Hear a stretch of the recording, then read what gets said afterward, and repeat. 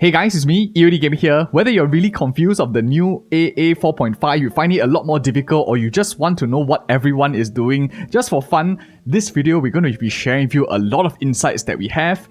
For those of you who want exact specific account, because this video is like targeting as many people as I can, I'll give you analysis that's broad. But if you want depth, you want to be specific in your account, do come over to EODdb.com.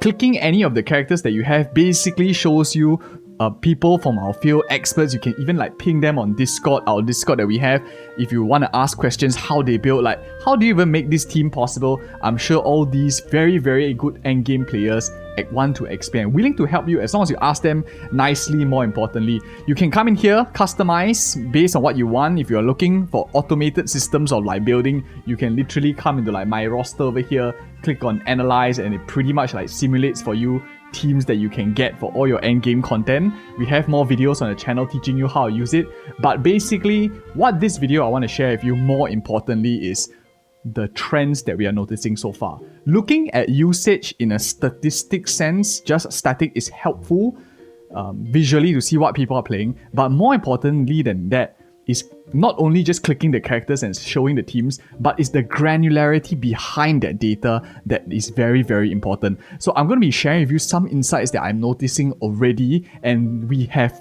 almost 50% of the members submitting for 4.5, which means 50% of the people are like clearing on the first day in the first couple of hours, and they're very nice to give you these kind of information, helping you to clear your account. So what do we notice so far?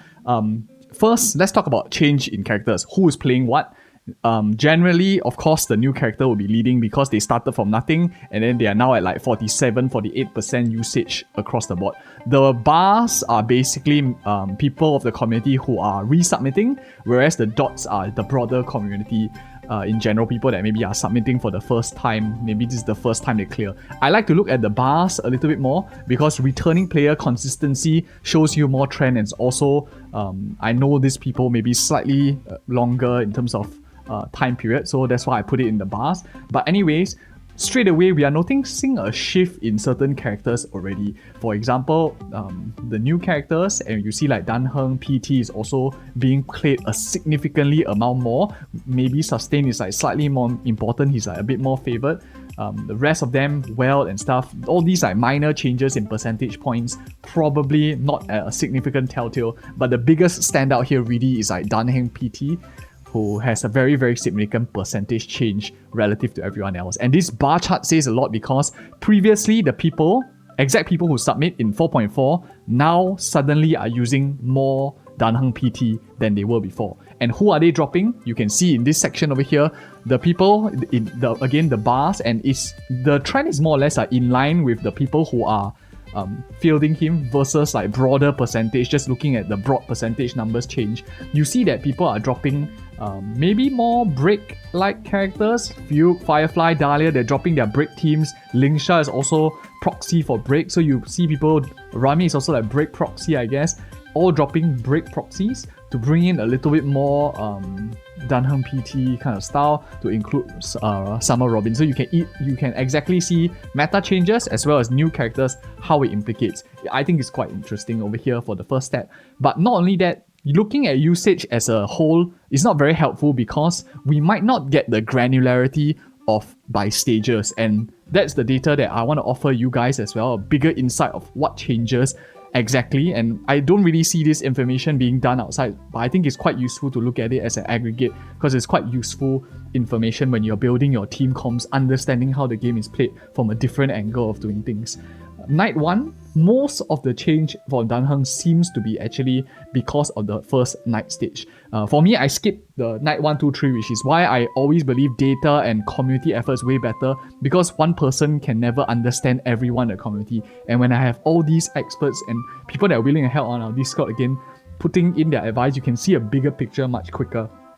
So Danheng PT, again, a huge drastic change, and most of it is actually derived from night 1. Sparkle also, most people seem to be putting her in the first floor, and you can see these are the larger changes of characters that are doing a lot better, and it's quite aligned with the broader, even non-returning players, the people who are submitting for the first time also, percentages are also more or less in line, so not much deviation over there.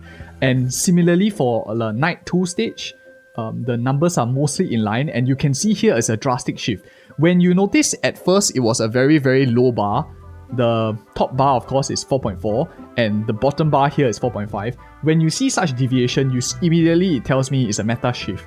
It shifts from previous teams where maybe you were playing like Yao Guang and Silverwolf 999. Instead, now people, or previously you weren't playing them, now people are playing these two characters together with Elation as well as Ho Ho. So Elation teams, what the endgame players are suggesting is Knight 2 might be a better Elation kind of floor. They feel a little bit more confident with this team here across the board, most of them. At least that's what the data is telling me as well. Other characters, not really too much change, you can see here. So Elation definitely is interesting for Knight 2. If you're struggling in Knight 2, you might want to consider plopping in an Elation. For Knight 1, you can plop in like the Danheng, PT, and Sparkle seems to be more played this time around. So as well also is like decent over there. For Knight and King in check, it's very, very similar trends. A lot of the experienced players are now forcing in their mono remembrance teams. So you can see previously there was a bit more divergence maybe in roster. People playing other ones, but now they brought back their favorites, which is like Cyrene, Hyacinth, Evernite, and Castorice together to play with the King in check. So what is played in Knight 3, we can see here, they usually just take it on towards the King in check as well. It's a trend that I noticed from just these data sets alone. So I'm not going to go into every single one. I just look at the key ones because reading off the script is meaningless. Like analytics, you can just pause the video and read it yourself. But more importantly is the key insights, which is broad and very, very helpful straight away. So this is a summary of changes. People picking up versus what they're benching. This is important because it tells you exactly the trends of a person. So what we are looking here is basically my returning players that are submitting. Who are they picking and did they drop from their previous roster? So Robin is of course new, so you will have a slight inflation of statistics for a new character, but you can see across the board, really most people are picking up RMC, they're picking up Danheng PT, they're picking up Summer Robin to include in their squads. If they put the banner character and didn't use her, means it's not really very effective, but you can see most experienced players are actually playing all three in the current endgame mode. Whereas the drop is across the board, people seem to be dropping a large majority of things. In fact, like some people also drop Remembrance MC, some people picked it up. So this tells me that it goes either way. Some people pick and it's ranked as like 3 out of 15 of returning players submitting to this list, and 3 drop. So it's like more or less in between. So maybe you can't read too much of the Remembrance data. But apart from that, you can see Break is dropped by at least 3 people. They are Break teams, which means like these people have wide enough rosters to pick and choose. And you can see that a lot clearly from the whales who have a lot more horizontal and vertical depth to get a sense of meta, whereas a person who is like only forced to play a certain team might not be able to give you such granularity in selection choice, because you get a lot more visibility and learning from when players can choose rather than they're forced to play with only certain good teams that they have.